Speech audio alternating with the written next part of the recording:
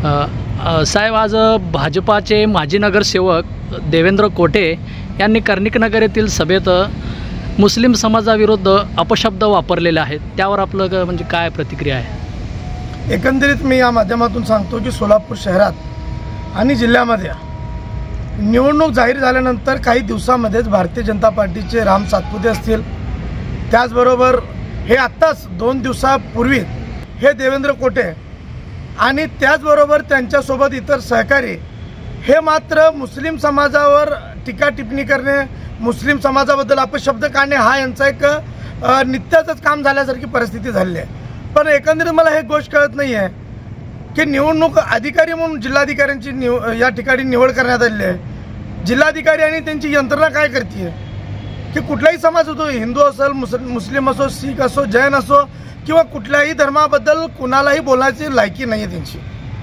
आणि ते कुणीही बोलू नये। पण अशा पद्धतीने निवडणुकीच्या काळामध्ये आणि एखाद्या भर सभेमध्ये त्या ठिकाणी अशा प्रकारे प्रक्षोभक भाषण केलं जातं, त्यात पोलीस सुद्धा उपस्थित असतात। पोलिसांचे कॅमेरे कुठे गेले? पोलिसांनी का गुन्हे दाखल केले नाही? निवडणूक निर्णय अधिकाऱ्यांचे, जिल्हा माहिती अधिकाऱ्यांचे हे कुठे गेले यांचे कॅमेरे? एकंदरीत अधिकाऱ्यांना आणि कर्मचाऱ्यांना सुद्धा वाटतं की सोलापुरात काहीतरी घडावं, दंगल घडावं, म्हणून हे लोक त्यांच्याबरोबर कुठेतरी मॅनेज होऊन असं काही करतायत का, हा एक प्रश्न निर्माण झाला आहे। शेवटी एक तुम्हाला गोष्ट सांगतो की कुठल्याही जाती धर्माचा द्वेष करणे हे आपला काम नाही आहे। तुमची जात, तुमचा धर्म हे सर्वांनाच श्रेष्ठ असतो आणि जाणून बुजून जर सगळेजण मिळून जर अशा प्रकारे मुस्लिम समाजावर वारंवार टीका टिप्पणी करत असेल तर हे योग्य नाही आहे। मी आताच निवडणूक अधिकारी, महाराष्ट्र शासनाचे कक्ष अधिकारी यांनाही फोन करून सांगितलं की अशा प्रकारे देवेंद्र कोटे असतील, राम सातपुते असेल यांच्यावर तात्काळ गुन्हे दाखल करा। मनीष काळजे हे सुद्धा आज अशाच प्रकारे बोलले, मला वाईट वाटलं। तो माझा मित्र आहे मनीष काळजे, कदाचित एक चांगला माणूस म्हणून आम्ही त्यांच्याकडे बघत होतो, पण तो सुद्धा एखाद्या स्टेजवर गेल्यानंतर भरपूर लोक दिसल्यानंतर चुकीचं बडबडणे, मनीष भाऊ तुम्ही जेवढ्या स्टेजवर गेला होता ना तेवढ्यापेक्षा जास्ती मोठमोठे स्टेज आम्ही सोडून आलेलं आहे, पण तुमच्याकडून ही अपेक्षा नाही आहे। आणि राहिला विषय देवेंद्र कोटे, तुम्ही आयुष्यभर काँग्रेसमध्ये राहिला, काँग्रेसमधून निवडून आला आणि तात्या कोटे आणि महेश कोटेंचं नाव बाजूला काढलं तर तुम्हाला कोण कुत्रा सुद्धा विचारणार नाही सोलापुरात। ही सुद्धा सत्य परिस्थिती आहे। सगळ्यांना आपल्या धर्मावर अभिमान असलाच पाहिजे, पण कुठल्याही जाती धर्माचा तिरस्कार करणे हे कुठलाही धर्म सांगत नाहीये।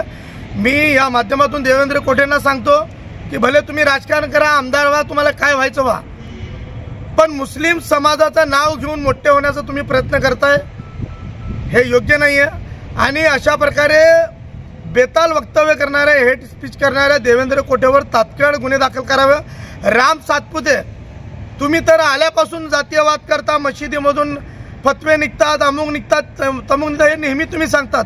मी सोलापूरच्या तमाम जनतेला सांगतो की राम सातपुते अशा पद्धतीने आत्ताच बोलतायत निवडून येण्यापूर्वी, आणि निवडून आल्यानंतर काय होईल हे सांगता येत नाही। तर मी तमाम सोलापूरच्या जनतेला हात जोडून विनंती करतो की अशा वृत्तीला म्हणजे राम सातपुतेंना कोणीही मतदान करू नये। आणि जे चांगले हिंदू आहेत त्यांना सुद्धा विनंती करतो, त्यांना माहीत आहे त्यांनी सुद्धा मोदींना आणि या भाजपच्या सगळ्या लोकांना कंटाळलेले आहेत।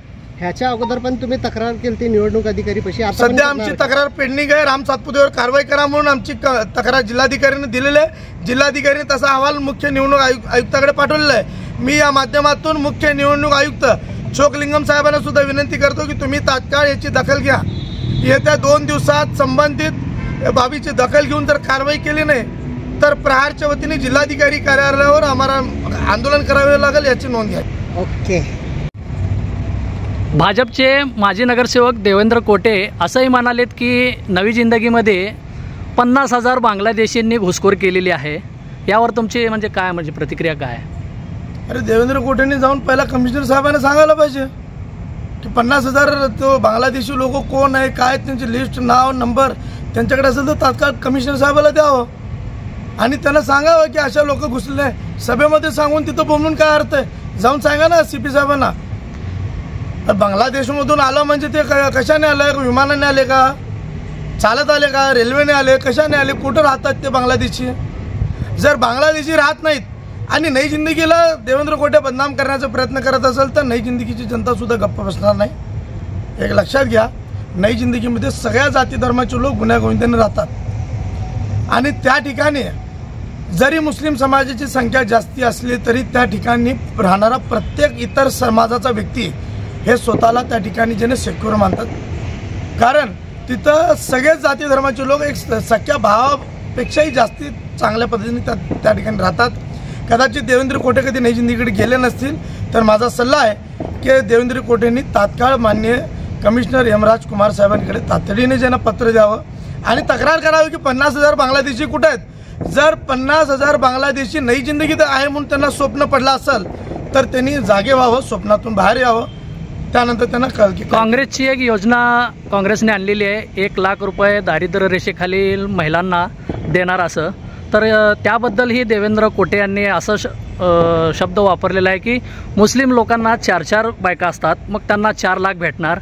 यातही त्यांनी हिंदू मुस्लिम कार्ड खेळलेलं आहे. यावर आपली प्रतिक्रिया? नाही, मला माहीत नाही की हिंदू आणि मुसलमान हे कशासाठी करतायत, पण मी या माध्यमातून सांगतो काँग्रेसची 1 लाख रुपयाची योजना कुठे आहे मला माहीत नाही.